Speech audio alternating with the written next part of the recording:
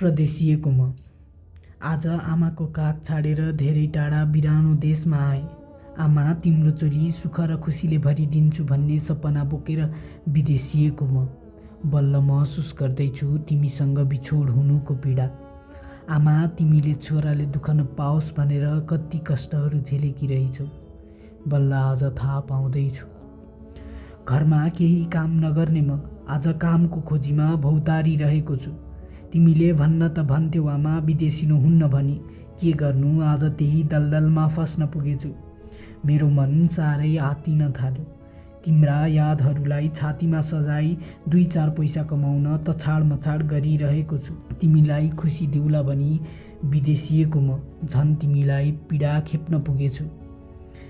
आमा तिमी मलाई त्यही पिँढीबाट हातको पाली बनाएर डाँडाको सानो बाटोतिर हेरिरहन्छौ होली। कोही घरमा बोलाउन आए भनी पनि छोरा आइहाल्यो कि भनी उफ्रिँदै आँगनमा निस्कन्छौ होली। घामको किरण झुल्किन साथ छोरा घर आउँछ कि भनी त्यही बाटो कुरिरहेकी हौली। आमा तिमीले नमिठो खाएर मिठो खुवाउँदा नखाने म आज अरूले फालेको खाना खाँदैछु। आमा तिमीले कति चिन्ता नलिग, तिम्रो बिग्रेको छोरा समय र परिस्थितिले झटारो हिर्काएर सही बाटोतिर डोराउँदैछ।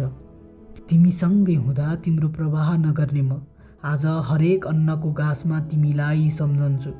तिमीसँगै बिताएको हँसिलो क्षणको स्मरण गरी दुखाइ बिर्सन खोज्दछु। तिमीले मायाले हात उठाउँदा भुनभुनिँदै हिँड्ने म आज कुहिरेहरूको लात खपिरहेको छु। मेरो पीडाहरू सुन्ने कोही छैन आमा, त्यसैले यी शब्दहरूमा तिमीलाई नै देखिरहेको छु। साँच्ची तिमीले अस्ति नै भनेकी थियौ नि, मेहनत गर्न छाड्न हुन्न बाबु, सफल अवश्य भइन्छ। यी हेर त तिम्रो कुरै नसुन्ने म आज एक शब्द स्मरण गरिरहेको छु।